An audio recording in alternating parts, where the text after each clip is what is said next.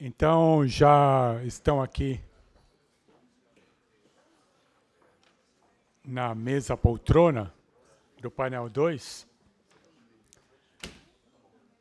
perfis alternativos, identidades múltiplas e robôs, o Percival Henriques, conselheiro do CGI-BR, fará a moderação e participarão neste painel a Mariana Valente, do Internet Lab, seja muito bem-vinda, Mariana, o Carlos Afonso, que a gente também chama de CAF, do ITS Rio de Janeiro, representando a sociedade civil. Lembrando, então, as perguntas que fizemos, norteadoras, previamente, perfis alternativos, identidades múltiplas e robôs. Como evitar que a propaganda paga desvirtue os fatos e module a opinião pública com base em exageros? É possível reduzir o desequilíbrio de condições democráticas de disputa sem restringir o poder da distribuição de conteúdos pagos nas redes sociais? Obrigado por voltarem do café, obrigado àqueles que nos acompanham online. Já tivemos 116 pessoas acompanhando online. E, por favor, fiquem à vontade. Percival? Bom dia a todos nesse final de manhã. Então, um pouquinho atrasado com o horário, vamos tentar ajustar as coisas aqui. Inclusive que faltaram dois painelistas, vamos tentar ajustar as coisas para terminar mais ou menos no horário. Vamos estabelecer um teto, 12h30, para a gente terminar esse painel aqui. Eu creio que esse tema, basicamente, tem sido muito discutido, mas muito do ponto de vista técnico. Na verdade, quando a gente só do ponto de vista técnico, e a gente fica assim coçando a língua para falar de aprendizado de máquina, para se espantar com a velocidade de 15 milissegundos que o Google, que as plataformas hoje de inteligência artificial conseguem, por exemplo, decidir por um editor qual o conteúdo que vai ou não vai para o ar. São 15 milissegundos que ele decide, com base, basicamente, nos cookies, ou base na experiência acumulada a partir da experiência do próprio usuário, ou seja, começa só nessa pequena fala, você vê que tem a parte técnica, que é o que chama a atenção, a parte basicamente tecnológica, né? Mas a parte da filosofia, ou a parte política, né? Porque você, quando fala de cookies, da experiência do usuário, você fala de abdução de experiência, de uso da máquina. A máquina passa a usar, ela não mais substitui a força do homem, ela se apropria do conhecimento, ou se apropria da experiência para que possa construir a sua própria experiência.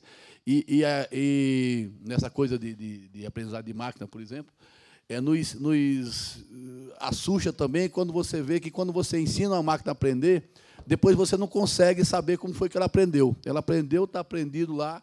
Hoje em dia, nenhum cientista da computação que trata dessa área, né, consegue dizer ao certo o que foi que resultou, como é o processo, né, que surgiu a partir do algoritmo. Ou seja, se ele precisar, se manualmente ensinar outra máquina, ele não conseguiria, e cada aprendizado é igual. Então, isso só para dizer que já prevê que a singularidade estaria próximo, lá na próxima, já seria a realidade na próxima década.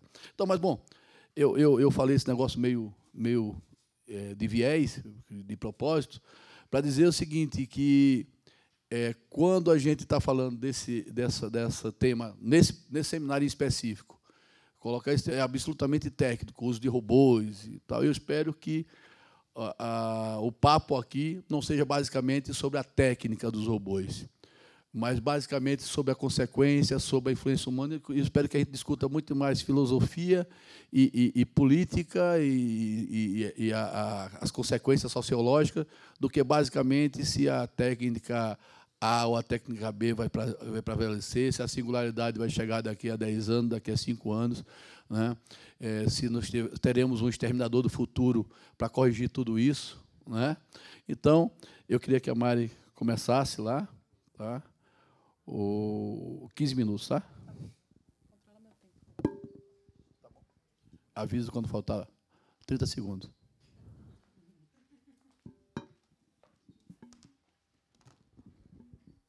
Vou esperar abrir minha apresentação aqui, mas vou me apresentando. Eu sou a Mariana Valente, todo mundo me chama de Mari. Eu sou diretora do Internet Lab, que é uma organização de pesquisa em direitos humanos e tecnologia, principalmente internet. E a gente vem estudando, fazendo pesquisa no Internet Lab em diversas áreas, e acho que duas delas que comunicam mais com o que eu queria falar aqui hoje são as áreas de informação e política e a área de desigualdades e identidades. Enfim, acho que outra coisa que é importante dizer, eu sou também advogada, né, membro da Rede Feminista de Juristas, e parte grande da minha apresentação passa por isso, por experiências também de atuação nesses espaços. Bom, eu ia começar contando e sugerindo, na verdade, que todos, quem não leu, leia uma série de reportagens que saiu na BBC Brasil, que se chama Democracia Ciborgue, e que foi feita pela Juliana Gregnani, que é uma jornalista da BBC, que fez uma investigação profunda, muito bem feita, sobre como que, justamente, perfis alternativos, identidades múltiplas e bots vieram sendo utilizados desde, pelo menos, as eleições de 2010 no Brasil. E a investigação vai mostrando a utilização de uma série de técnicas diferentes, que envolvem tanto automatização quanto atividade humana, né?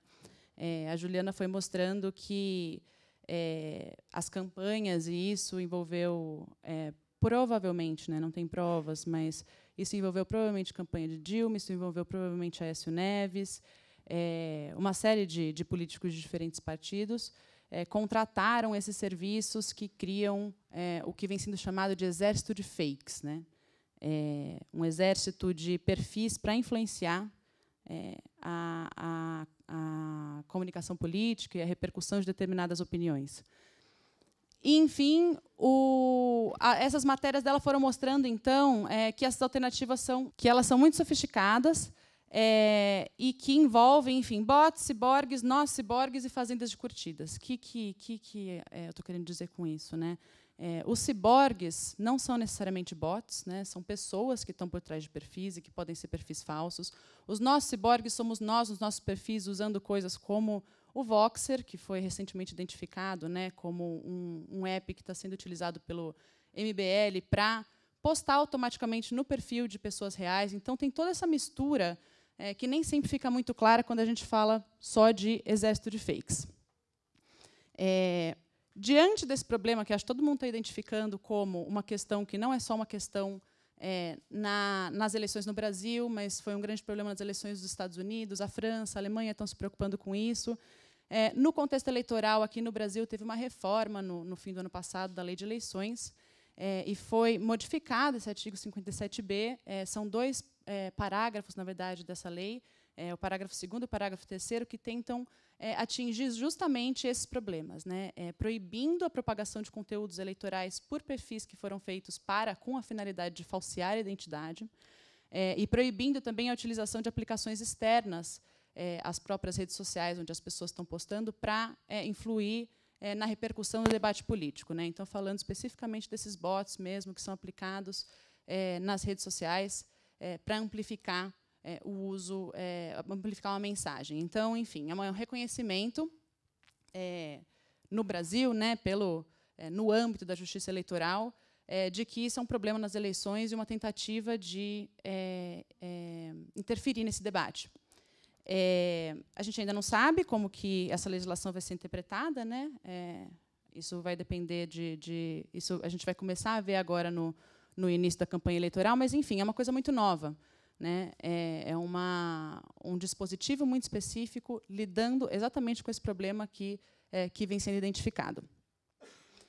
Se isso é um problema que realmente, como a gente estava discutindo na mesa anterior, tem contornos novos mesmo, né, a gente tem que ter preocupações novas sobre isso, ele diz respeito a um outro problema que não é nada novo para a gente, né, que trabalha no campo de direitos digitais faz um tempão, que é o tema do anonimato.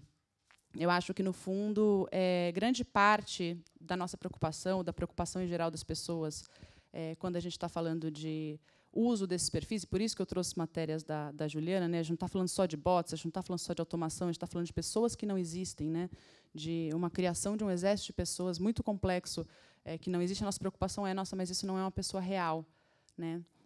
E como que a gente pode fazer discurso político, fazer debate político, se a gente não está falando com pessoas que estão se identificando pelo seu nome e que vão assumir responsabilidade pelo que falam, e etc. E essa discussão não é nada nova, né? E aí o sentido da apresentação que eu queria fazer aqui é discutir um pouco o perigo também que envolve a gente entrar numa discussão sobre anonimato novamente por causa desses problemas que, claro, são muito preocupantes e que a gente vai ter que atacar de alguma forma, mas por uma via que apenas demonize o anonimato e a gente caia de novo em começar a apontar isso como o problema da internet, né? Isso não é nada novo, isso é uma coisa que, enfim, vem sendo discutida pelo menos desde 95 pelo mundo.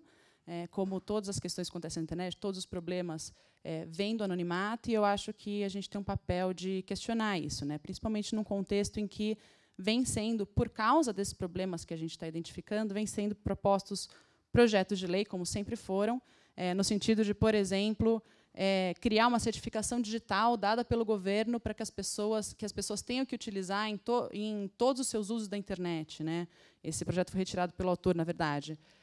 Ou então, não apareceu aqui na apresentação, não, está aqui, ó, que qualquer blog, qualquer site de internet tenha que se identificar claramente para todas as pessoas em relação à sede, filial, sucursal, enfim, endereço e todos os dados do estabelecimento desse blog no Brasil, ou então que seja utilizado CPF para abertura de qualquer site ou qualquer atividade na internet, junto aos provedores de conexão também. Enfim, esses projetos não param de aparecer, e eu acho que o questionamento que eu queria colocar é qual que é realmente a extensão do problema do anonimato, né? É óbvio que em alguns a gente tem que estabelecer uma regra sobre isso, mas o que se tem colocado na conta do anonimato para todos os problemas que acontecem na internet talvez não esteja tão rigoroso. E aí eu queria deixar claro de que lugar que eu estou falando, né? A gente vem pesquisando no Internet Lab faz um tempo violência, principalmente contra a mulher na internet, mas violência também de raça, violência baseada em vários marcadores sociais, e acho que é importante dizer isso, primeiro porque, enfim, é uma fala que parte completamente de um compromisso com populações vulneráveis, com minorias, né? E aqui no sentido de minoria sociológica, que, enfim, de população que é marginalizada, que é oprimida, etc. E de um lugar que normalmente é identificado justamente com isso, né? Com esse discurso anti-anonimato, com esse discurso persecutório, de alguma forma, né?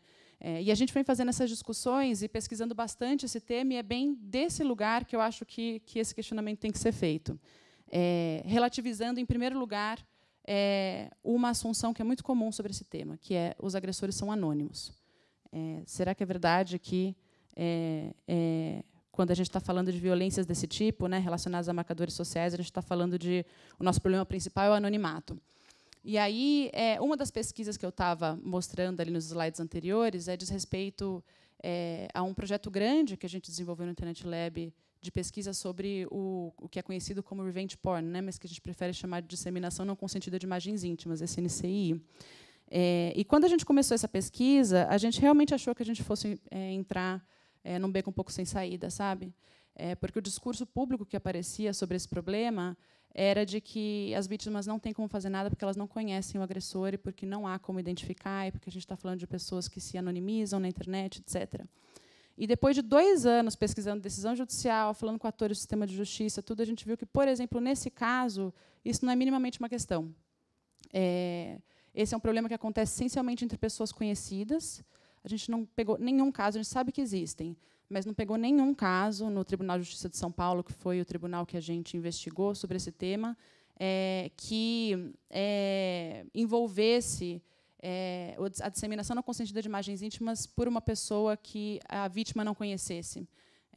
Esse é essencialmente um crime que acontece bem na linha da violência doméstica, né, que acontece entre parceiros e ex-parceiros, e, nesse caso, enfim, a gente sequer teve que se preocupar com esse tema do anonimato.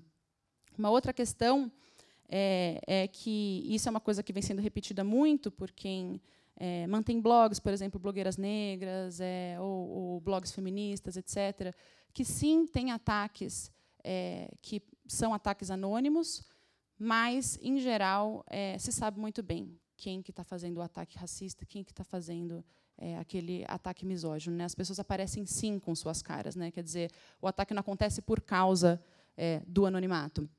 E aí, enfim, em 2016 foi publicada essa pesquisa pela Universidade de Zurique, falando que é comum e tem se tornado cada vez mais comum que os trolls, né, essas pessoas que ficam respondendo com ódio na internet, cada vez mais se identificam, na verdade. Então, também aí, enfim, quebrando um pouco essa narrativa de que que existe mais crime na internet, ou que existe mais discriminação por causa da situação de anonimato. E aí eu trago essa charge famosa, né, de 1993, que todo mundo usa para falar um pouco de ser anônimo na internet, né? Na internet ninguém sabe que você é um cachorro, para perguntar sobre esse lugar comum mesmo, se esse cachorro, né, é um cachorro mais agressivo, porque ninguém sabe que ele é um cachorro. E isso é uma coisa que talvez a gente tenha que abandonar em favor de uma outra compreensão desse fenômeno, né? A gente estava falando muito sobre ódio, discussão muito polarizada, e isso vem acontecendo no Facebook com as pessoas exibindo seus nomes e as suas faces, né? Essa ausência de filtro, tanto no que se diz, quanto no quanto se machuca uma outra pessoa, né, como ofensa, ou quando se faz um ataque coordenado, essa ausência de filtro em relação a quais vão ser as consequências para a vida daquela pessoa, não parecem estar ligadas.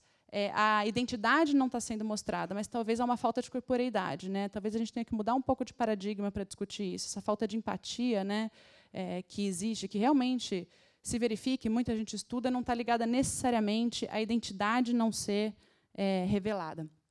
E, além de tudo, a gente fala muito em anonimato, e isso é uma discussão que é muito feita nesse campo, né? Na maioria das vezes, a gente está falando de um pseudo-anonimato, né? São muitos raros os casos em que a gente está falando realmente de pessoas que não vão ser identificadas, na internet, que não deixaram rastros. A gente deixa rastros, né, e por causa dos registros de aplicações e do acesso a registros de aplicações que o Marco Civil da Internet permite por ordem judicial, em geral é possível identificar, né, quem que cometeu uma determinada agressão. Então, os casos mesmo de uso totalmente anônimo da internet não são o grosso desse problema que a gente está falando. E aí, indo para um outro tema, também relacionado com minorias e anonimato, a gente precisa também reconhecer a importância do anonimato para essas minorias, né, e para o exercício de direito dessas minorias. E isso é uma questão que muito frequentemente se deixa de lado. Eu coloquei um print desse texto porque é um texto muito interessante, apesar de inglês, e sobre a situação dos Estados Unidos, mas que discute justamente a importância do anonimato no direito, e discute isso no direito americano, ali, em relação com a primeira emenda e tudo, mas para a proteção da população queer, né? E se baseia muito, essa população, enfim, LGBT, e se baseia muito nesse livro, que, na verdade, o que existe em português é um resumo, dessa antropóloga Eve Sedgwick, que se chama Epistemologia do Armário, em que ela discute, é um livro de 93, ela discute como, para a população LGBT, o armário é um dispositivo de controle da vida e é uma instituição, na verdade, né, que, mesmo para as pessoas que, enfim, estão fora do armário, o armário está presente todos os dias, na medida que o padrão social das pessoas é um padrão heteronormativo, né, um padrão focado em relações heterossexuais. Então, uma pessoa que é homossexual, bissexual,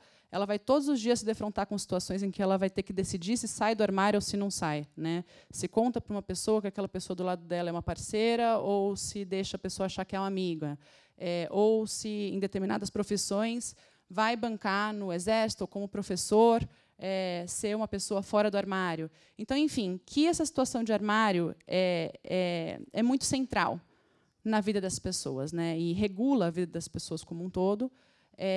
E, a partir disso, é possível fazer uma discussão sobre a importância, então, dessas pessoas terem esses espaços protegidos para poder se comunicar, né, e não necessariamente se comunicar com a sua identidade real.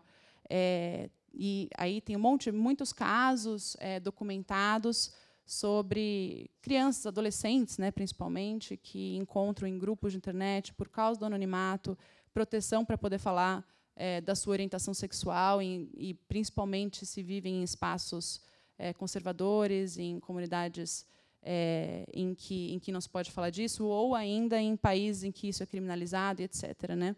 E, como a gente vai discutir um pouco adiante, isso também não é muito distante da situação brasileira.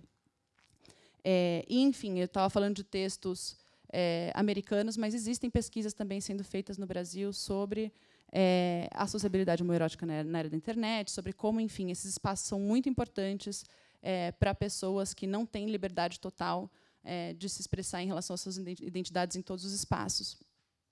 Uma outra questão é o nome social, né, que é o nome pelo qual pessoas trans querem ser identificadas. Isso vem avançando muito na legislação brasileira, mas a gente sabe, quem acompanha esse debate de Facebook, sobre o Facebook, sabe que, um tempo atrás, pessoas transexuais foram, transgênero transexuais foram banidas da plataforma por não estar usando a identidade real, né? A plataforma mudou de política depois disso, mas, enfim, uma política que obrigue você a usar seu CPF, seu nome real da certidão de nascimento, pode ser extremamente violenta para pessoas que não querem se identificar com o seu nome original ou com, enfim, características que julgam que não lhe pertencem mais. E isso é uma verdade também para mulheres em situação de violência. Tem também inúmeros casos de mulheres que, depois de situações de violência doméstica, têm que procurar, por exemplo, casas de abrigo totalmente sigilosas, ou se abrigar na casa de conhecidos, conhecidas, etc., para se proteger de perseguições. E aí a gente está falando de risco de vida mesmo, e a gente sabe que, nessas condições também, poder estar anônimo para poder estar na internet pode ser um caso de vida ou morte. As pessoas são realmente perseguidas, seu perfis tem uma série de documentações de casos desse tipo também. E, enfim, a gente também não precisa falar de como a discussão de temas sensíveis, como o direito ao aborto, que é uma pauta super importante do movimento feminista, ou o genocídio negro, quando são discutidos, levantam riscos para as pessoas, riscos legais e riscos físicos, né? E a importância de se ter espaços seguros, espaço em que não seja necessário se identificar para discutir essas coisas. E aí, um ponto sobre isso que eu acho essencial a gente abordar é uma assunção, um outro lugar comum que se coloca muito nessa discussão sobre o anonimato. Eu já ouvi muitas vezes que o anonimato pode até ser importante se a gente estiver falando de um país autoritário, né? Mas o Brasil é um país democrático, então é essencial que a gente proíba a expressão não identificada pelo nome, porque a gente não está falando de um país onde acontecem violações, né? E aí eu não vou nem discutir a nossa democracia, eu vou discutir outros temas, como no Brasil tem uma morte LGBT causada por LGBTfobia a cada 19 horas, uma mulher sofre violência a cada 7 segundos, e no 180, a cada 42 segundos, tem uma denúncia de violência contra a mulher. O feminicídio de mulheres negras cresceu 45% de 2013 a 2015, e o Brasil tem a 5ª maior taxa de feminicídio do mundo, e um ativista de direitos humanos é assassinado no Brasil a cada 6 dias. Então, assim, para a gente tomar cuidado quando a gente fala no Brasil, a gente não precisa desse tipo de proteção, porque quem precisa desse tipo de proteção é alguém de um país autoritário do Oriente Médio, é sempre o outro, né? Que tem problemas. Não, a gente está falando de um país extremamente violento, em que as pessoas que são ativistas de direitos humanos ou que têm determinadas características estão, sim, em risco, e pode ser muito importante para elas gozar dessa proteção do anonimato. Enfim, trouxe esse tema do anonimato em relação a isso que a gente chama de marcadores sociais, né, que são essas características que fazem com que uma pessoa pertença a um grupo subalterno, né, seja considerado uma minoria. Mas eu acho que o que é mais difícil e que é importante a gente trazer para a nossa discussão é como que a gente estabelece uma régua, né? Porque eu acho que é evidente que a gente começa lá no começo da apresentação, falando de exército de fakes, de como isso está manipulando a opinião política. É evidente que isso é um problema, né? Ao mesmo tempo, o ataque, sem mais, só o anonimato. Então, gente, vamos criar meios de todas as pessoas se identificarem. Poderia ser, né, uma proposição. Vamos criar esse registro público para que todas as pessoas que falam na internet falem sobre seu nome, e assim a gente vai acabar com o problema desses perfis anônimos, né, porque eles não vão ter como se registrar. Enfim, a proibição ao anonimato tem um impacto diferencial sobre minorias, e o anonimato em si, eu acho que ele não é bom nem ruim, né? São usos do anonimato que são bons ou ruins. Então, me parece que a gente só vai conseguir fazer uma discussão produtiva sobre isso se a gente conseguir pensar numa régua e nesses usos, né? E não, novamente, voltar para esse discurso que elimina, né, a possibilidade de anonimato e quaisquer benefícios que isso possa trazer para as pessoas, inclusive, né, levando em consideração o que a internet trouxe de bom para a gente, né? Porque a gente, falando de eleições, parece que ultimamente só fala de como está se instaurando o caos, né, pela internet. E aí eu termino só com uma história conhecida de uma jornalista que faz mais ou menos uns 3 anos ela escreveu um texto sobre machismo no mundo nerd. E aí, por causa desse texto que ela escreveu, ela começou a receber uma série de ataques, começaram virtuais, as pessoas começaram a se organizar para xingar, enviar mensagens, atacar o perfil dela no Facebook. Ela começou a fechar o perfil, descobrir e-mail, começaram a mandar e-mail, começaram a se organizar num fórum, nesses fóruns chans, para descobrir o endereço dela, descobriram o endereço da casa dela, começaram a produzir material impresso, começaram a produzir camisetas com a foto dela, xingando ela, enviar artigos de sex shop, enviar posts para a casa dela, enviar minhocas, enviar coisas para os vizinhos. E ela teve que mudar de apartamento por um tempo e parar qualquer atividade na internet, porque, enfim, a vida dela virou absolutamente um inferno, e ela recebia ameaças de morte também, né? Nos chans, ela acompanhava, as pessoas estavam falando, a gente não vai parar até que ela se mate. E, na época, eu estava acompanhando o caso junto, e, quando ela fez a denúncia, quando ela fez um BO na polícia, ela escreveu sobre isso também, e começaram a discutir nesses chans. Nossa, será que podem pegar a gente? Aí alguém falava, não, mas você não usa... você não anonimiza a sua comunicação na internet? Aí todas as pessoas falam, não, o que eu faço agora? Enfim, só para mostrar que a gente não estava falando só de comunicação anonimizada, mas a questão nem é essa. A questão é que ela fez o BO na polícia e nunca mais ouviu falar, ligou lá algumas vezes e a investigação nunca aconteceu, né? E então, quando a gente está falando de violência contra as pessoas, que eu acho que é uma questão essencial, e é uma questão essencial para a gente discutir aqui, porque, se a gente está falando de debate democrático, a gente está falando de participação, né, de todas as pessoas nesse debate, e a violência, assim, com certeza, é um fator de afastamento de vários grupos do debate democrático. Eu acho que o que a gente tem que se perguntar em relação a esse tema é se a gente não deveria estar pensando em fortalecer capacidade de acolhimento das pessoas pelo Estado, né, capacidade de investigação, porque, no caso dela, o problema não foi que as comunicações foram anônimas. No caso dela, isso sequer foi investigado, né? Então, será que a gente não está mirando errado quando, na hora que a gente olha para esses casos de violência, de afastamento das pessoas da internet, a gente tenta criar uma regra que, no fim, vai acabar afetando essa própria população? É isso. Fico aberta para perguntas depois. Nem avisei do seu tempo. Passou só um pouquinho, mas está bem interessante. Vamos ouvir logo o CAF rapidamente, depois a gente faz alguns comentários. Carlos Afonso. Bom, vamos lá, gente. Se puder colocar a apresentação rapidinho. Bom dia, Bom dia a todos. É um prazer estar aqui. Agradeço muito o gentil convite do Comitê Gestor da Internet para fazer parte desse debate com vocês sobre democracia, eleições, e nesse painel especificamente sobre anonimato e o uso de robôs na internet. Então, esse é o nosso tópico debaixo do guarda-chuva internet e eleições. Vamos falar sobre anonimato e bots. A minha ideia aqui é oferecer uma contextualização para o debate sobre anonimato e bots nas eleições. Eu sou professor da UERJ e diretor do ITS Rio, e vou falar um pouquinho de algumas atividades do ITS no final da minha apresentação. Eu queria montar essa conversa bem rápida, nos meus 15 minutos, a partir desses 4 específicos pontos. Então, começar falando um pouquinho sobre anonimato. Qual é a importância desse tema, o que os tribunais têm dito sobre anonimato e, uma vez consolidada a importância do tema do anonimato, entender como se dá o debate sobre anonimato na internet e, dali, procurar compreender o que a Constituição, quando ela proíbe o anonimato, quando ela veda o anonimato, o que a Constituição quer dizer. Já que existem todas essas ferramentas disponíveis na internet para que o anonimato seja exercitado, e a Constituição veda o anonimato, isso quer dizer que essas ferramentas todas são ilegais, são ilícitas?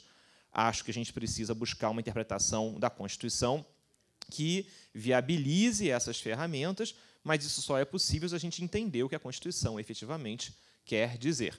Feito isso, a gente parte para falar sobre robôs, e aí eu queria fazer só um alerta sobre o tema de robôs e liberdade de expressão, porque é o tema que geralmente aparece quando a gente vai trabalhar com a discussão sobre o anonimato na rede, e a gente termina falando qual é a regulação de robôs para a internet como um todo, olhando as eleições no Brasil de 2018. Então, vamos lá. Começando, anonimato, relevância e vedação constitucional. Começando pelo começo, e aqui acho que é um bom gancho com a fala da Mari. É muito claro, e já é bastante debatido, o fato de que o anonimato é um dos alicerces, uma das derivações, caso vocês assim queiram, da proteção da liberdade de expressão. Na medida em que se confere o anonimato, se viabiliza uma série de discursos que talvez não fossem feitos, que não chegariam a ser expressados se a pessoa não contasse com a proteção do anonimato.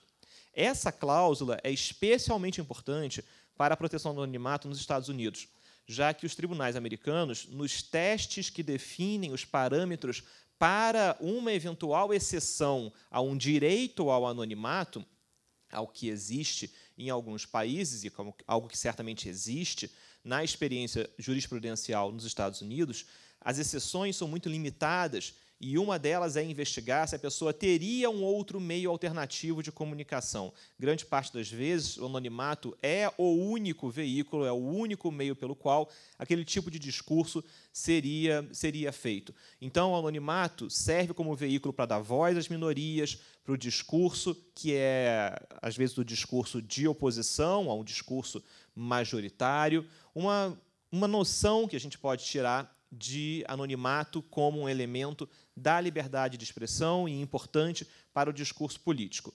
E aí isso vai desde mobilizações feitas na rede por, enfim, organizações ou por conjuntos coletivos como anônimos, que talvez venha à mente de cada um de vocês, até outras situações como a utilização de ferramentas específicas, como é o Tor, e vale lembrar o quanto o anonimato é importante para que terceiro setor, entidades que vão levar adiante pautas como, inclusive, a defesa de direitos humanos, venham a se valer do anonimato para isso. É muito associado à noção de que a Primavera Árabe, lá em 2011, se deu, em alguma medida, pelo uso de mídias sociais, mas é bom lembrar que, enfim, os louros não cabem apenas aqui às mídias sociais, mas também ao uso feito de tecnologias de anonimização por parte dos ativistas, por parte dos organizadores dos movimentos da Primavera Árabe em 2011. Bom, dito isso, na experiência jurisprudencial dos Estados Unidos, no qual se defende a ideia de um direito ao anonimato, vindo da primeira emenda, como um corolário da própria liberdade de expressão, eu trouxe 2 decisões que mostram como a gente está falando de um tema que não é um tema necessariamente novo. Debater anonimato e internet não é um tema dos últimos 5 anos e, certamente, não é um tema que só existe porque agora se debate fake news e eleições. Então, essas 2 decisões americanas de 99 e de 2001 mostram isso. A Corte Distrital de Washington dizendo que a internet é um fórum democrático de comunicação e que, por isso, os direitos constitucionais dos usuários da internet, incluindo a proteção da primeira emenda, ao discurso anônimo, devem ser tutelados de forma cuidadosa. E a Corte Distrital do Norte de Califórnia dizendo, em 99, as pessoas podem interagir através de pseudônimos ou de forma anônima, contanto que seus atos não impliquem violação à lei. A possibilidade de se expressar sem que terceiros possam saber detalhes sobre sua identidade pode fomentar a comunicação ampla e um debate robusto. Então, a gente começa a entender os contornos de um direito ao anonimato. Mas e no Brasil? Quando a gente cai no Brasil, parece que essa conversa para, já que na Constituição, o artigo 5º, inciso 4º, vai dizer que é livre a manifestação do pensamento, sendo vedado o anonimato. Bom, gente, então é isso que eu queria falar, é vedado no Brasil, acabou. Não, né? Enfim, é claro que a gente precisa continuar. E como é que a gente continua, então? Como é que a gente entende o que se pode retirar do preceito constitucional? Será que a Constituição quer dizer, com a vedação do anonimato, que toda vez que eu falar alguma coisa, eu tenho que ter a identificação clara de quem disse o quê, embaixo, do lado, em cima, visível, do lado daquele discurso que foi ali proferido? Será que é essa a intenção da Constituição? Que todo discurso tem que vir acompanhado da identificação da sua autoria? Como é que eu interpreto a Constituição? Bom, esse tema já apareceu no Supremo Tribunal Federal algumas vezes. E o Supremo Tribunal Federal, desde 2002, já deixou muito claro o que a vedação constitucional ao anonimato quer dizer. Ela quer dizer o seguinte: é uma interpretação teleológica.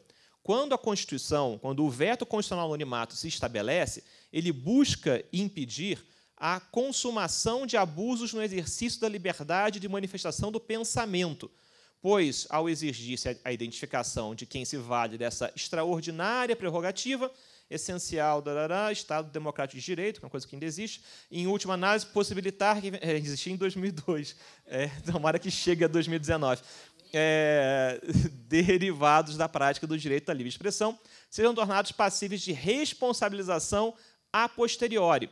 Ok, então está entendido.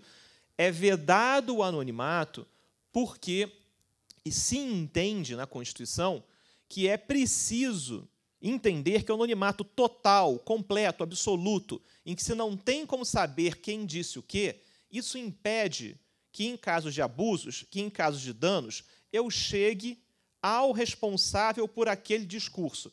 Então, o foco da Constituição é ter meios para chegar à autoria do discurso, saber, em alguma medida, quem disse o quê. Mas, para isso acontecer, eu não preciso botar um outdoor do lado do discurso dizendo que quem disse isso é o fulano ou o cicrano. Então, o que a Constituição procura é desestimular manifestações abusivas. Está entendido? A partir dessa manifestação do Supremo, a gente entende que o motivo da vedação é coibir abusos e possibilitar a responsabilização a posteriori. Bom, para isso, eu não preciso ter a identificação da autoria ao lado de todo o discurso na rede. E na internet, qual será o meio que possibilita, então, que eu saiba quem disse o quê? Que eu possa dar a autoria de um determinado discurso, caso ele seja danoso? Bom, o Marco Civil da Internet, nos seus artigos 13 e 15, lá tem um regime de guarda de dados que torna possível que, em casos de danos, eu possa chegar ao responsável por um eventual conteúdo ilícito. Então, o sistema de guarda de registros do Marco Civil, será que ele basta para cumprir a finalidade de identificação constante na Constituição? E, em caso afirmativo, a gente precisa desconstruir a ideia de que não ter o nome real associado a um conteúdo postado faz com que a publicação seja anônima. Isso porque muitas decisões, quando olham a internet e veem perfis falsos, nomes que não são os nomes reais, O juiz pode reagir dizendo: isso é um perfil falso, logo é anônimo, a pessoa está atrás da cortina das redes sociais, como apareceu numa decisão recente do Tribunal do Rio de Janeiro, e, com isso, decidir que aquele discurso ele é ilícito não só em seu conteúdo, mas também na forma que ele é feito, porque ele é anônimo e o anonimato seria vedado na Constituição. Então, a gente tem que entender o que não é o anonimato na internet. E, para entender o que não é o anonimato na internet, eu puxo o recurso de um caso de uns 4 anos atrás, que é o caso do aplicativo Secret. Vocês se lembram desse aplicativo? Secret. Era um aplicativo em que pessoas podiam falar o que elas queriam e você via ali embaixo se aquela pessoa que estava falando aquilo era seu amigo ou amigo do seu amigo, de acordo com os padrões de amizade do Facebook. Então, você lá sabia se aquela pessoa era seu amigo ou amigo do seu amigo. Isso foi feito para as pessoas falarem o que elas bem entendessem. Muitas pessoas me relataram na época que o Secret era uma coisa com vários segredos sendo revelados, era realmente muito emocionante. O meu Secret menos. As pessoas estavam muito mais preocupadas em discutir o marco civil da internet enfim, se o anonimato do Secret era realmente anônimo. Enfim, não tão emocionante quanto as redes sociais de muitos de vocês, mas, enfim, também tem o seu valor. Uma coisa interessante é que o Secret foi divulgado como uma plataforma anônima, em que você podia saber coisas sem saber quem é o autor daquele discurso, quem é o autor daquela revelação. Bom, se você fosse ler a política de privacidade do Secret, ele te dizia, olha, é meio difícil, mas saiba que, apesar de ser difícil, ainda é tecnicamente possível para nós conectarmos os seus posts com o seu endereço de e-mail, número, telefone ou outros dados pessoais que você tenha nos fornecido. Bom, no Brasil, até precisava fornecer por conta do Marco Civil. Isso significa que, se um tribunal nos pedir para divulgar sua identidade, nós podemos ser forçados a fazê-lo. Então, o anonimato do Secret era um anonimato aparente apenas para os que usavam a plataforma. E nunca foi anônimo para valer. E aí começou um debate sobre se esse aplicativo deveria ser banido do Brasil, bloqueado no Brasil, porque ele permitia a comunicação anônima. E o anonimato era vedado pela Constituição. Então, gente, percebam aqui como entender o que significa a vedação constitucional é cada vez mais importante. Os secrets vão existir a cada par de anos. O secret do ano passado era o Sarará, que também se dizia anônimo. E a gente precisa entender esse dilema para que a gente possa chegar ao entendimento sobre como os tribunais têm tratado esse tema. Aí, a boa notícia é que o STJ já entendeu que o regime de guarda de dados do Marco Civil é suficiente para retirar qualquer tipo de proibição de um discurso como sendo anônimo. Diz lá o STJ que o fornecimento de registros de número de IP dos computadores utilizados para cadastramento de contas na internet constitui meio satisfatório de identificação dos usuários. Então, a gente junta as duas partes dessa conversa até agora. A Constituição veda o anonimato para dizer que eu tenho que ter meios que levem à identificação. Se eu tiver um meio que leve à identificação, está resolvido. E aí eu tenho o STJ que diz, Constituição, não se preocupe, na internet, chegando ao IP, o IP é um meio de identificação. Então, a gente consegue fechar esse raciocínio. Não só o STJ, mas isso já tem aparecido nos tribunais, tanto superiores, como o STJ, como nos juizados especiais. E aí, a gente vai no Acre para encontrar uma decisão que vai dizer que, olha, embora, de certa forma, trabalhoso, observa-se que a utilização de um tipo de nome de fantasia no perfil do Facebook não impede a identificação da autoria das postagens difamatórias, elidindo-se, então, a ideia de anonimato. E aqui o juiz vai justamente explicar como, se tendo a guarda de log, se chega à identificação de quem disse o quê, então não me venha dizer que existe ali o anonimato vedado pela Constituição. Gente, tudo isso aqui para explicar, então, que o anonimato encontra uma guarida, uma tutela no direito brasileiro que não é óbvia. A Constituição veda expressamente. Então, a gente precisa entender o que a Constituição proíbe e o que é permitido. E aqui a gente já fez esse trajeto pela jurisprudência, nada animado, eu reconheço. É a última fala antes do almoço, eu estou aqui passando com vocês, enfim, acórdãos do STJ, enfim... e eu tenho 3 minutos. Logo, a gente precisa ser rápido. A minha terceira parte diz, ok, será que o mesmo raciocínio se aplica a robôs? Então, vamos lá. Primeira coisa que precisam saber, e quando a gente fala sobre robô e anonimato, a gente pode cair na armadilha de discutir se robô tem liberdade de expressão. E aí, essa não é a questão. É importante dizer isso, porque a gente pode se perder com o debate de robô e liberdade de expressão. Eu aqui me apoio num texto do Ryan Calo e da Madeleine Lamo, que vai ser discutido agora nesse We Robots de 2018, na próxima semana, na Universidade de Stanford, em que eles dizem, olha, os bots na internet têm 3 finalidades, basicamente. Eu tenho os chatbots comerciais, eu tenho bots que são utilizados para fins artísticos, e eu tenho bots políticos, cada um cumpre a sua função. Banir bots como um todo significa banir também os bots das empresas, significa banir os bots artísticos, significa banir bots tão úteis quanto um dos meus favoritos. Oi? Ou Malu, Rose, ou tantos outros bots que são super úteis para várias funções. Um bot interessante é um bot que tweeta toda vez que alguém atualiza um verbete da Wikipedia a partir do IP da Casa Branca, ou do Congresso, desculpa, do Congresso americano. Isso é super interessante, porque, claro, pode ser o perfil de um congressista americano sendo atualizado no Congresso americano, mas também pode ser uma atualização sobre, enfim, o final explicado do filme Transformers 4, o que é um caso verdadeiro. Então, é importante entender o que está sendo feito lá no Congresso americano. Mas, enfim, fechando. Quando a gente discute se o robô tem ou não tem liberdade de expressão, o perigo é a gente cair no debate sobre se o robô é ou não é alguém, se o robô é ou não é uma pessoa, se o robô tem ou não tem direitos. E aí a gente vai embora e vocês nunca mais vão almoçar, a gente vai ficar discutindo isso até o final do dia. Só para quem tiver interesse no tema, lembrando que existe um estudo encomendado pelo Parlamento Europeu sobre o tema de European Civil Law and Robotics.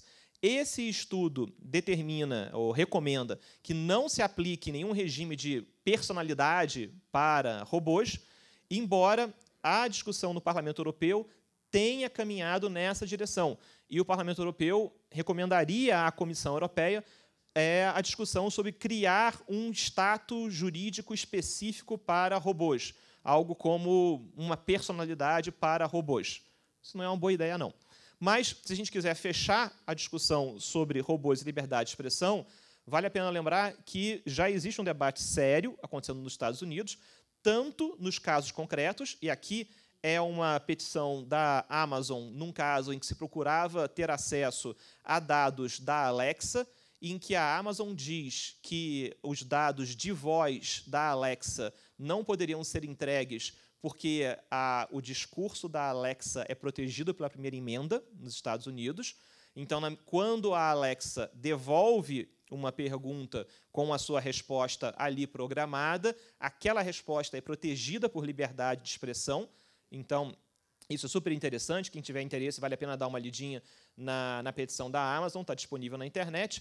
E, por fim, o mesmo texto que eu citei, a Madeleine e o Ryan Calo fazem um apanhado da doutrina americana, dizendo que, em geral, os autores americanos entendem que, sim, primeira emenda, ou seja, liberdade de expressão, se aplica a bots, se aplica a robôs.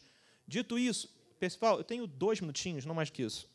Nós temos ao todo até o final 17 minutos. Então... eu não peço tanto. Desculpa, 12 minutos ao todo. Então, tá. Eu vou deixar só 10 para o debate. Tá? Eu vou muito rapidinho só terminar, então. Então, o debate sobre liberdade de expressão e bots leva ao tema da personalidade jurídica dos robôs. Não vamos entrar nisso agora. Viu? Mas o ponto é, como a legislação eleitoral trata o tema do anonimato, será que ela reflete tudo o que a gente falou sobre doutrina e jurisprudência? Uma boa notícia, sim. Mas será que ela dá conta do debate sobre robôs também? Então, se anonimato está bem coberto na legislação eleitoral, será que o mesmo a gente consegue passar para robôs? Vamos lá. Essa é a nossa última pergunta. Qual é a regulação para robôs nas eleições?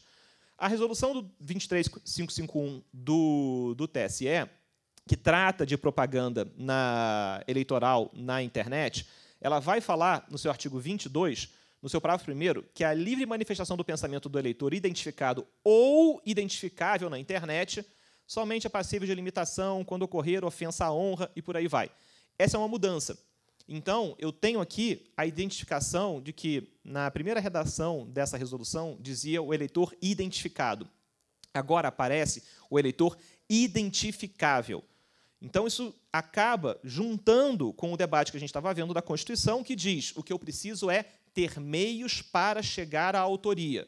Então, eu posso ter o eleitor que já está lá, dito quem é, ou eu posso ter meios para chegar na identidade dele. A inserção da expressão identificável mostra que as regras eleitorais já estão adaptadas ao entendimento de que o escopo da vedação constitucional é responsabilizar quem abusa da expressão e que a guarda de dados é meio eficiente de identificação. Dito isso, na mesma resolução, o artigo 33, parágrafo 2º, diz: a ausência de identificação imediata do usuário responsável pela divulgação de conteúdo não constitui circunstância suficiente para o deferimento do pedido de remoção de conteúdo da internet e somente será considerada anônima caso não seja possível a identificação dos usuários após a adoção de providências dos artigos 10 e 22 do Marco Civil. Então, as resoluções do TSE já estão plenamente adequadas à visão do anonimato que nós acabamos de falar. A nossa última pergunta é se isso se aplica para robôs. E aí, eu termino com um comentário que eu acho que é importante. Se a gente entende que no robô, ou num bot de Twitter, eu não tenho uma pessoa claramente lá identificada como sendo o administrador, o programador, o responsável pela conta, existe um debate sobre se isso deveria existir, né? E aí, uma carta assinada por várias entidades, enfim, parceiras, amigas, pelas quais nós temos o maior respeito e admiração, trazem aqui uma discussão que é uma discussão bastante séria, que é saber, será que para robô eu preciso ter a identificação de quem é o responsável por aquela conta? Será que eu preciso ter sempre que informar de forma ostensiva quem é o responsável pelo robô? A preocupação aqui é que eu tenha menos liberdade de expressão quando eu uso um bot. Então, como tudo que a gente viu, o anonimato ele é permitido se eu posso levar a identificação do autor. Mas, se eu usar um robô, eu tenho que dizer quem eu sou? Eu tenho que dizer quem é o responsável pelo robô? A preocupação aqui é que eu tenha menos liberdade de expressão se eu usar um bot. Bom, gente, eu finalmente termino mesmo, apenas dizendo que, dentro dessa discussão toda, o ITS tenta promover um pouquinho esse debate com uma ferramenta que a gente acabou de lançar. A gente lançou ontem, chamado PegaBot. É uma ferramenta que procura que você possa identificar nas redes sociais, especialmente no Twitter, se um perfil tem chance ou não de ser um robô. E aí é importante dizer isso, gente. Isso aqui não é para vocês ficarem despertando o seu Blade Runner interno e indo caçar, enfim, replicantes no Twitter, enfim, chateados porque a sequência não foi aquilo que vocês esperavam, e aí vocês têm uma segunda chance usando o PegaBot. Não é isso. A ideia é que a gente possa usar essa ferramenta para construir uma narrativa melhor sobre o que significa conta automatizada na internet e que, de forma lúdica, a gente possa levar melhor essa discussão. Bom, eu deixo aí os meus... Percival, eu não fiz o teste com você, eu fiz com o Sérgio Amadeu, ele é humano, o Demi também, não, mas o Demi é um pouco mais humano que você. Eu, certamente, sou uma máquina, mas para provar que a ferramenta funciona, a gente fez o teste definitivo com o Robocop e, enfim, ele deu no perfil no Twitter 71%. Notem que, enfim, ele tem apenas 38% de emoção. Acho que a ferramenta está certinha. Gente, desculpa ter passado do tempo. Eu deixo aí os meus endereços, os meus contatos. Pena que o Demi não está aqui. Nosso site é itsrio.org, mas a gente também pode acessar pelo org.br. Está aí o recado. Tá bom? Obrigado. Valeu, valeu. Nós temos ainda alguns minutos até aqueles fatídicos 12:30, né? Que foi o prazo final. Então, se alguém tiver alguma pergunta, Tiago, Sérgio Amadeu, ferrou. É. Vê mais aí, Tiago. Não, obrigado, pessoal. Não, eu só gostaria de, além de parabenizar a mesa foi excelente. Eu queria apenas destacar, reforçando e subscrevendo tudo que você falou, Mariana, um aspecto fundamental que eu não vi nos teus slides. Sem anonimato, não há denúncia. Sem denúncia, não tem investigação. Isso pode ser facilmente comprovado, e isso é assim desde muito antes da internet existir, né?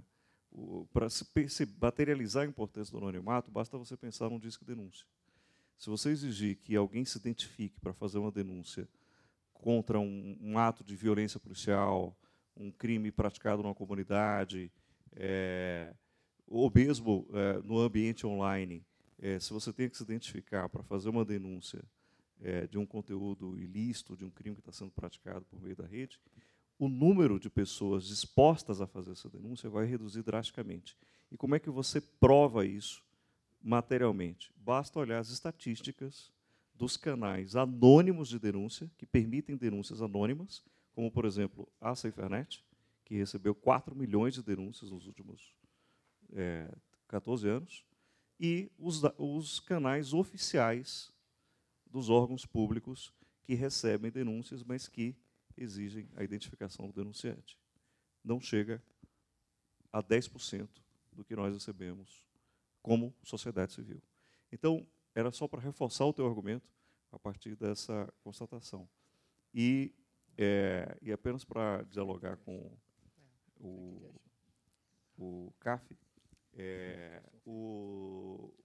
eu fiquei pensando, CAF, é o seguinte: a maioria dos robôs, muitas plataformas estabelecem as suas próprias regras, né, pelos termos de uso, e muitas delas proíbem robôs. Mas aquelas que são mais permissivas, poderia, por exemplo, como é que se distingue o joio do trigo?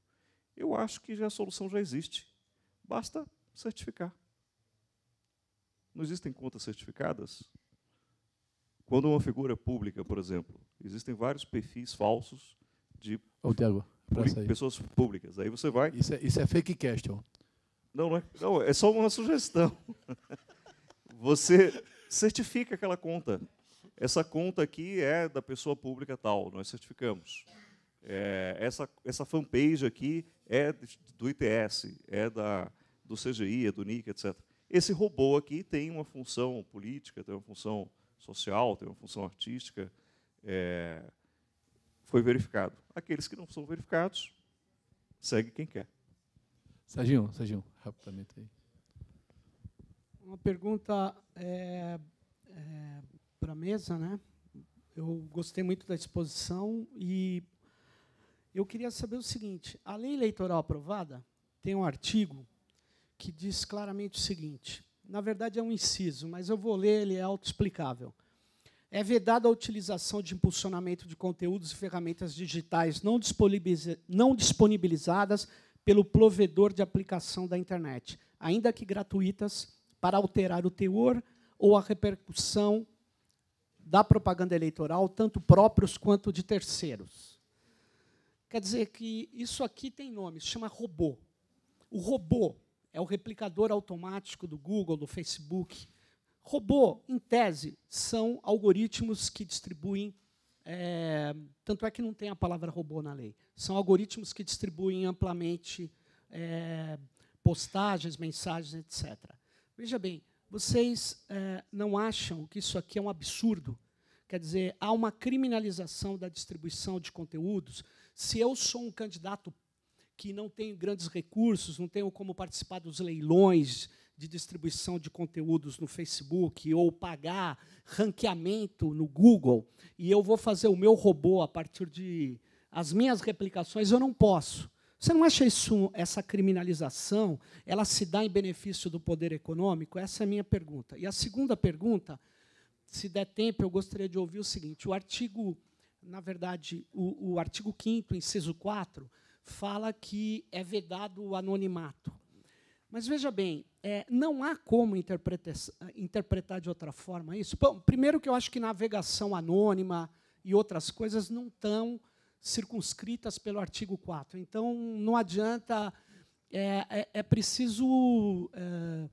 eu já vi interpretações de juízes dizendo que eu não posso nem entrar na internet anonimamente. O artigo 5º, inciso 4, não diz isso, como vocês, inclusive, mostraram. Mas eu queria dizer o seguinte, finalizando, para você colocar um conteúdo e ter a proteção desse conteúdo dentro das regras constitucionais, você não pode ser anônimo. No meu modo de ver, o que está escrito ali é isso.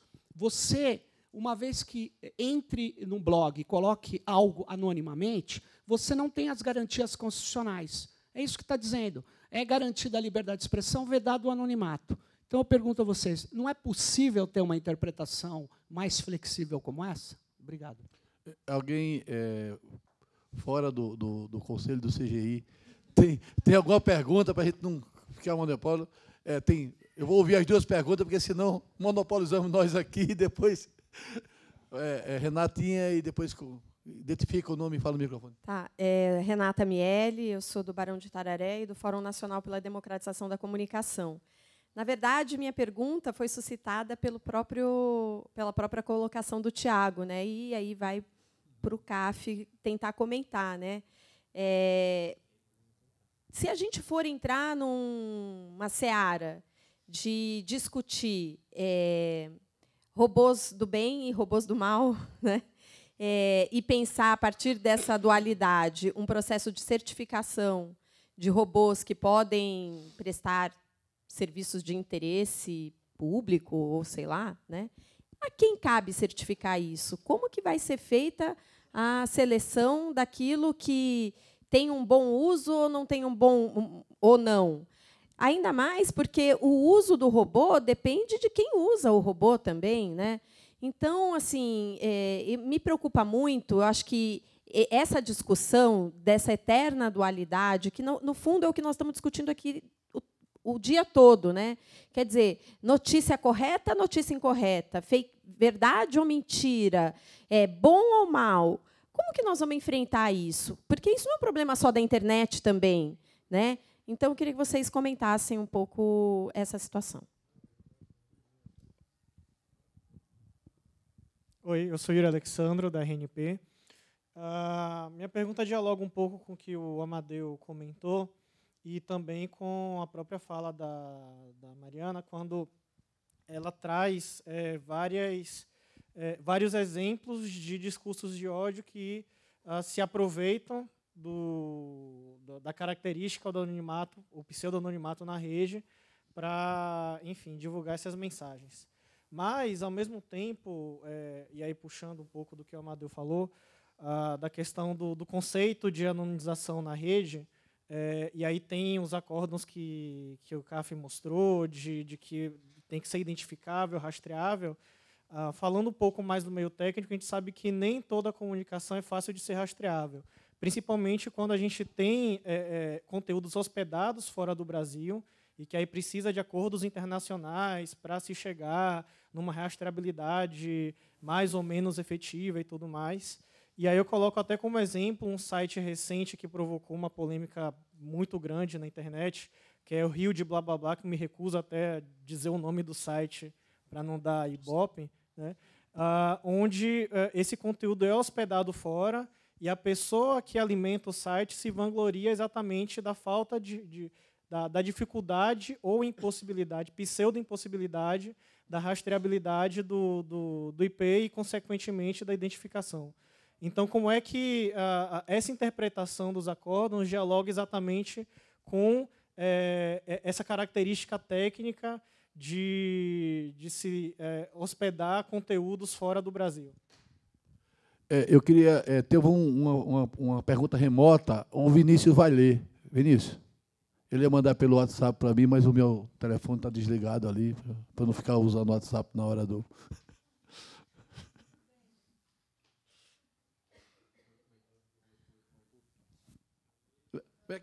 Oi. O Wenderson Soares pergunta, não seria o caso de criar certidão de nascimento digital na rede, a identificação oficial, identidade, CPF ou certidão de nascimento para identificar o indivíduo assim que criar o perfil eletrônico? Bom, eu acho que esse debate iria muito longe, então vamos encerrar as perguntas aqui. Eu acho que já representa mais ou menos a inquietação de todo mundo. Só colocando mais um salzinho. E aquele robô lá dos Emirados Árabes Unidos que recebeu a cidadania, Sofia, né, que recebeu cidadania. Então, para você ver que essa questão de legalidade ou não legalidade, de cidadania ou não, depende muito do contexto. Então, assim, é muito mais uma questão de dizer sim ou não do que ser ou não ser, né? E vamos nos aproximando da singularidade. Pode começar. Então, muito rapidinho. Já faz as considerações finais e depois a Mariana também faz as observações e considerações finais. Não, vou até sem considerações finais, até porque eu já abusei do prazo. Muito rapidinho. Tiago, acho que a questão de conta certificada é sempre uma boa opção, contanto que isso não seja obrigatório. E aí que cada plataforma crie o seu jeito de criar a identificação, sem entrar no debate de blockchain que vai levar a gente para uma outra dimensão. Mas eu acho que isso é útil. O que é importante, e aí pegando um pouco o gancho da fala da Renata, é evitar realmente essa discussão de bot do bem, bot do mal. A gente que trabalha na área de direito à internet há bastante tempo está muito acostumado com essa dualidade ser aplicada para a tecnologia da vez. Quanto a gente não ouviu de lan house do bem e lan house do mal? É a mesma coisa. A lan house em que você vai acessar conteúdos escolares. É a lan house que você vai ficar jogando, enfim, nem falar LOL, porque naquela época não tinha LOL, sei lá, Dota. Enfim, o tempo inteiro. Então, acho que é importante a gente fugir dessa dualidade, especialmente porque ela vai levar a gente para situações muito extremas. Ou o banimento de bots como um todo, e aí eu volto para a pergunta do Sérgio, que é o que a gente acaba vendo em algumas leis já em vigor, como se pode interpretar da lei eleitoral. Espero que não se vá por aí, e acho que tem campo na redação da lei para se criar um entendimento favorável à utilização de bots políticos. Acho que talvez o que você tem aí é uma restrição daqueles bots que vão ser usados para prejudicar, falar mal, modificar uma campanha de terceiro, principalmente. Mas, de novo, isso é uma interpretação que precisa ser construída em cima do texto da lei. Mas eu faço aqui a ressalva para dizer que nós temos no Congresso Nacional alguns projetos de lei que buscam proibir bots como um todo.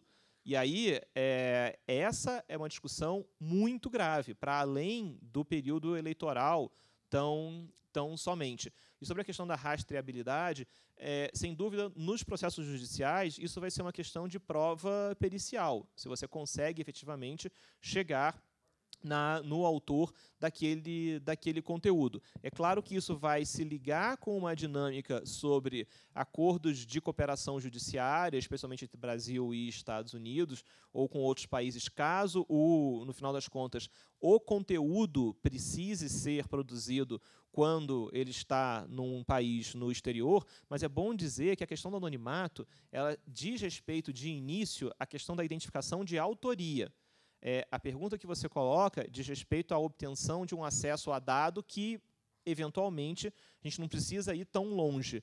Mas acho que, no final das contas, isso cabe para a perícia técnica e os acórdãos que eu mostrei, eles não vão tão fundo. Eles apenas estão discutindo o que significa a proteção ou a vedação do anonimato. E, sobre esse tema específico, a gente tem um debate aberto no Supremo Tribunal Federal recentemente sobre o tema. Então, acho que esse é um tema que vai ter ainda bastante gás ao longo do ano. Acho que peguei as perguntas. Isso. Tema, Mariana, mais uma pequena provocação para a tua fala também, é que me parece que as pessoas, ao tempo todo, elas, quando falam da internet, do cyberespaço e tal, me parece que ela está buscando a transmutação de um mundo imperfeito sendo colocado dentro da internet, ou seja, todas as imperfeições do mundo passam a estar na internet, as pessoas aceitam isso, querem isso. Agora, contanto que na internet aquelas imperfeições não mais existam. Então, assim, não há tolerância para a imperfeição, por exemplo, não há tolerância para um crime que não seja rastreável, não do ponto de vista do crime, mas do ponto de vista de que as imperfeições do mundo analógico também ela pode transmutar para o mundo digital. Então, essa questão da cobrança de que, porque é na internet, tudo tem que se resolver, tem que se fazer uma lei e tal também, e que se todas as imperfeições, as angústias, inclusive, do mundo normal, elas são as mesmas do mundo digital, e assim também as providências, as precauções, enfim. Acho que sim. Estou de acordo. Tem uma tendência grande de separar, né, o mundo virtual do mundo real, e de vários pontos de vista. Como se uma violência no mundo digital ficasse no mundo digital, não produzisse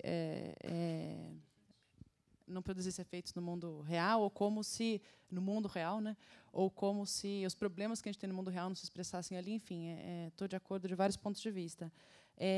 Falando um pouco sobre se de fato a Constituição proíbe o anonimato ou não, e pegando um pouco também da fala do Tiago já,